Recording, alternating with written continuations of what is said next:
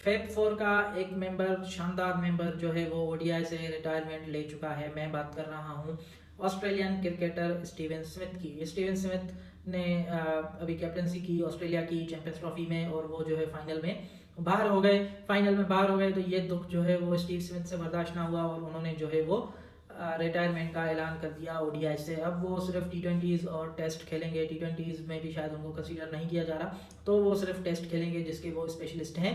Specialist तो वो ODI के भी थे, ओडीआई में भी बहुत उनका अच्छा रिकॉर्ड है। तो आइए हम बात करते हैं स्टीवन स्मिथ की, देखते हैं कि उन्होंने कितने रन बनाए ओडीआई में और क्या किया। तो स्टीवन स्मिथ ने जो है वो शुरू किया था अपना करियर 2010 में as leg spinner. Shane Warne retire हुए थे, तो उसकी रिप्लेसमेंट समझा जा रहा था स्टीव स्मिथ को, लेकिन स्टीव स्मिथ को अपना जो पोटेंशियल है वो बैटिंग में ज़्यादा नजर आया, तो वो जो है स्पिन को छोड़ के वो बन गए बैटर। इतने अच्छे वो बैट्समैन बन गए, पहले उन्होंने मिडिल ऑर्डर संभाला, फिर वो वन डाउन आने लगे, फिर इतने अच्छे बन गए कि वो जो है वो बैकबोन बन गए ऑस्ट्रेलियन बैटिंग लाइन की। तो एक टाइम ऐसा था कि स्टीव स्मिथ पे जो है वो ऑस्ट्रेलिया बहुत डिपेंडेंट थी। जब 2018-19 की सीरीज में उन पे सैंड पेपर का जो वाकया हुआ, उस पर जब एक साल उनको बैन लगा, तो ऑस्ट्रेलिया की जो टीम थी उनके जाने से बहुत जो है वो डाउन हो गई, और काफ़ी सीरीज उन्होंने हारे।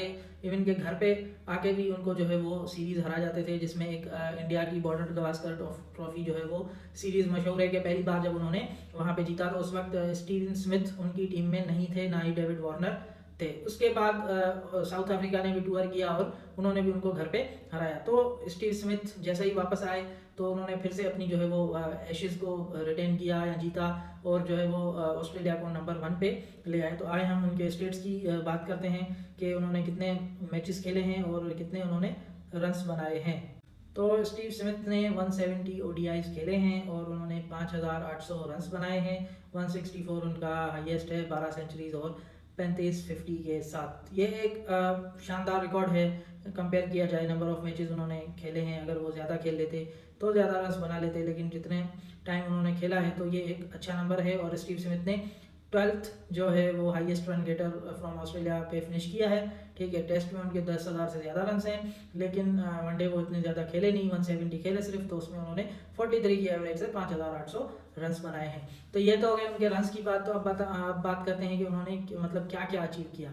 तो स्टीव स्मिथ ने जो है वो उनकी जो 4 जो सिग्निफिकेंट अचीवमेंट्स वो मुझे याद हैं, वो ये हैं कि पहला उन्होंने 2015 का वर्ल्ड कप जीता सेमीफाइनल में। एक्सेप्शनल, सेंसेशनल, इनक्रेडिबल जो है उन्होंने सेंचुरी स्कोर की इंडिया के अगेंस्ट और अपनी टीम को फाइनल में पहुंचाया। उसके बाद जो है उन्होंने 2023 की जो है वो वर्ल्ड कप जीता। 2023 का वर्ल्ड कप जो कि हुआ था इंडिया में, ODI world cup, 2 world cups ये हो गए। एक उन्होंने 2021 में जो है वो टी20 वर्ल्ड कप भी जीता, जिसमें सेमीफाइनल में पाकिस्तान को हराया था। ठीक है, और चौथा हो गया वर्ल्ड टेस्ट चैंपियनशिप, जो कि उन्होंने 2023 में जीती थी। उसमें भी इंडिया को शिकस्त दी थी, उसमें भी उस टीम का हिस्सा भी था स्टीव स्मिथ। तो ये जो है उनकी सिग्निफिकेंट कंट्रीब्यूशंस है। ओवरऑल मतलब एक बेहतरीन क्रिकेटर, उनका एक अनोखा स्टाइल है खेलने का, मतलब वो बहुत प्लीजेंट होता है देखने में।